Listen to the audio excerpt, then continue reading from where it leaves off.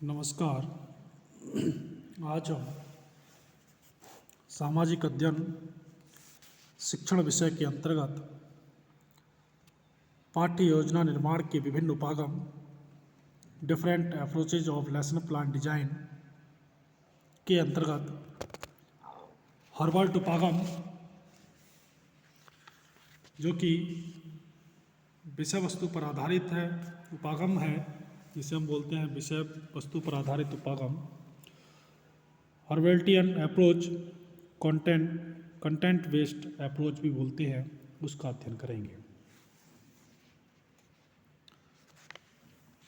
हमारे देश में अंग्रेजों के शासनकाल में शिक्षक प्रशिक्षण का श्री गणेश हुआ। पाठ्य योजना निर्माण के लिए उन्होंने हमें जर्मन शिक्षा शास्त्री हर्बर्ट के उपागम से परिचित कराया। स्वतंत्रता प्राप्ति के बाद हमारे देश में अमेरिका के आर्थिक सहयोग से राष्ट्रीय शैक्षिक अनुसंधान और प्रशिक्षण परिषद NCERT की स्थापना हुई। इसने शिक्षा के क्षेत्र में अमेरिकी उपागमों को स्वीकार करना प्रारंभ किया। पाठ्य योजना के निर्माण के लिए भी इन्होंने अमेरिका के प्रोफेसर ब्लूम महोदय के उपागम का समर्थन किया। आज हमारे देश के शिक्षक प्रशिक्षण महाविद्यालयों अथवा विभागों में प्रायः इन्हीं दो उपागमों के अनुसार पाठ्य योजना तैयार की गई हैं। यह बात अवश्य है कि भिन्न भिन्न शिक्षक प्रशिक्षण महाविद्यालयों और विभागों में इन्हें अपने अपने तरीकों से थोड़े हेर फेर के साथ अपना लिया जाता है। अतः हम यहाँ अध्ययन करते हैं हर्बर्ट उपागम का। हर्बर्ट पूर्वानुवर्ती प्रत्यक्ष एप्रिसिएशन के सिद्धांत को मानते थे। उनके अनुसार मन और पर्यावरण के संपर्क से विचारों की उत्पत्ति होती है। ये विचार सर्वप्रथम चेतन मस्तिष्क में प्रवेश करते हैं और फिर अचेतन मस्तिष्क में चले जाते हैं। जब कभी मनुष्य के सामने इन अचेतन मस्तिष्क के विचारों से संबंधित कोई नया विचार उपस्थित होता है, तब ये विचार चेतन मस्तिष्क पर आ जाते हैं और नए विचारों से संबंध स्थापित करते हैं और फिर ये सब विचार अचेतन मस्तिष्क में चले जाते हैं। इस प्रकार ज्ञान की श्रृंखला बढ़ती रहती है। इसलिए हर्बर्ट महोदय ने इस बात पर बल दिया कि शिक्षण करते समय ज्ञात से अज्ञात की ओर चलना है और बच्चों को जो भी नया ज्ञान दिया जाए उसका संबंध उसके अर्जित ज्ञान से जोड़ देना चाहिए। हर्बर्ट ने बताया कि सीखना तभी संभव है जब सीखने वाला क्रियाशील हो। उनके अनुसार क्रियाशील होने के लिए मस्तिष्क 4 अवस्थाओं में से होकर गुजरता है: अवलोकन, ऑब्जर्वेशन, आशा, एक्सपेक्टेशन, मांग, डिमांड और क्रिया, एक्शन। उन्होंने मानसिक क्रियाओं के इस क्रम में शिक्षण के 4 पद निश्चित किए।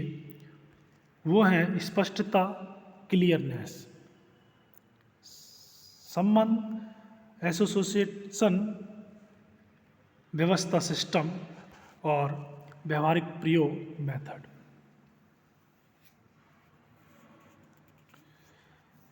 स्पष्टता से तात्पर्य है कि सबसे पहले शिक्षार्थी के सामने विषय सामग्री, तथ्यों को स्पष्ट रूप से प्रस्तुत किया जाए। बच्चों को उन्हें देखने समझने का अवसर दिया जाए। संबंध से तात्पर्य है एसोसिएशन, जिससे हम बोलते हैं साहचर्य का नियम, जो थॉर्नडाइक ने दिया था। उनके गौड़ सिद्धांतों में था अंतिम साहचर्य का नियम, कि किस तरीके से हमें जो चीज़ ज्ञात है उससे अज्ञात वाली चीज़ों को ज्ञात करना है, कि पाठ्य सामग्री या तथ्यों का संबंध छात्रों के पूर्व अर्जित ज्ञान से जोड़ा जाए। व्यवस्था पद पर पाठ्य सामग्री को क्रमबद्ध करके व्यवस्थित किया जाता है और चौथे और अंतिम पद व्यवहारिक प्रयोग से तात्पर्य है कि छात्रों को सीखे हुए ज्ञान का प्रयोग करने के अवसर दिए जाएं। हार्वर्ड के शिष्य जिलर ने हार्वर्ड के इन 4 पदों को 5 पदों में अभिव्यक्त किया। तैयारी प्रिपरेशन, प्रस्तुति प्रेजेंटेशन, तुलना कंपैरिजन, सामान्यीकरण जनरलाइजेशन और प्रयोग एप्लीकेशन। इन्हीं पदों को हार्वर्ड की 5 पद प्रणाली हार्वर्डियन 5 स्टेप ऑफ टीचिंग कहा जाता है। अब प्रायः तैयारी प्रिपरेशन के स्थान पर प्रस्तावना इंट्रोडक्शन शब्द का प्रयोग किया जाने लगा है। शेष 4 पदों को उन्हीं नामों से अभिव्यक्त किया जाता है। हमारे देश भारत में अधिकतर शिक्षक हार्वर्ड उपागम का ही प्रयोग करते हैं। यह बात दूसरी है कि वे पाठ्यवस्तु और शिक्षण लक्ष्यों को दृष्टि में रखकर उसके पदों में आवश्यक परिवर्तन करते हैं। हार्वर्ड उपागम पर आधारित पाठ्य संकेत, जो पाठ बनाते हैं हम, किस तरीके से पाठ्य योजना बनाते हैं, उसमें क्या चीज़ है, उसमें है जैसे सामान्य उद्देश्य या जनरल एम्स। अब सामान्य उद्देश्य या जनरल एम्स क्या है? सबसे पहले प्रारंभिक बातें जो पाठ्य योजना का निर्माण करते समय सामान्य जानकारी के लिए प्रारंभिक बातें जैसे स्पष्ट रूप से लिखी जानी चाहिए, जैसे पाठ्य योजना संख्या क्या है, विषय, उपविषय, प्रकरण, कक्षा व वर्ग, कालांश व कालावधि इत्यादि। सामान्य उद्देश्य में सबसे पहले आते हैं कि प्रत्येक विषय के अपने कुछ सामान्य उद्देश्य होते हैं। इनके आधार पर विषय की पाठ्य सामग्री चलती है। सामाजिक विज्ञान के सामान्य उद्देश्य कक्षा स्तर के अनुरूप लिखे जाने चाहिए। या हम कह सकते हैं कि विषय से संबंधित जो होते हैं हम उन्हें सामान्य उद्देश्यों के अंतर्गत रखते हैं। दूसरा आता विशिष्ट उद्देश्य, स्पेसिफिक एम्स। स्पेसिफिक जो एम्स होते हैं, विशिष्ट जो उद्देश्य होते हैं, वो प्रकरण से संबंधित होते हैं, टॉपिक से संबंधित होते हैं। इसलिए प्रकरण के आधार पर ही इनका लेखन स्पष्ट रूप से होना चाहिए। तीसरा बिंदु है सहायक सामग्री, मटेरियल एड्स। सहायक सामग्री का प्रयोग पाठ को प्रभावपूर्ण व रुचिकर बनाता है। इसलिए आवश्यकता अनुसार चित्र, चार्ट, मानचित्र, मॉडल आदि सहायक सामग्री का प्रयोग किया जाना चाहिए। पूर्व ज्ञान, प्रीवियस नॉलेज। शिक्षक जो पाठ पढ़ाता है उससे संबंधित छात्रों को पूर्व ज्ञान का संकेत देता है। प्रस्तावना, इंट्रोडक्शन। शिक्षक पूर्व ज्ञान के आधार पर छात्रों को नवीन ज्ञान ग्रहण करने हेतु तैयार करता है। इसमें शिक्षक प्रश्नों के आधार पर अथवा सहायक सामग्री, चित्र है, चार्ट, मानचित्र आदि का प्रदर्शन कर उस पर आधारित प्रश्न पूछता है। 4-5 प्रश्नों में अंतिम प्रश्न समस्यात्मक बनाया जाता है।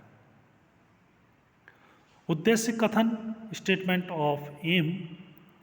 प्रस्तावना के अंतिम प्रश्न का उत्तर न मिलने पर शिक्षक उद्देश्य कथन करता है। यदि किसी कारणवश छात्र उस प्रश्न का उत्तर दे देते हैं तो शिक्षक को घबराने की बजाय और अधिक स्पष्टता से अध्ययन हेतु उद्देश्य कथन करना चाहिए। प्रस्तुतिकरण प्रेजेंटेशन इस पद के अंतर्गत पाठ का विकासात्मक प्रश्नों के द्वारा और फिर अंतिम समस्यात्मक प्रश्न को शिक्षक कथन द्वारा स्पष्ट किया जाता है।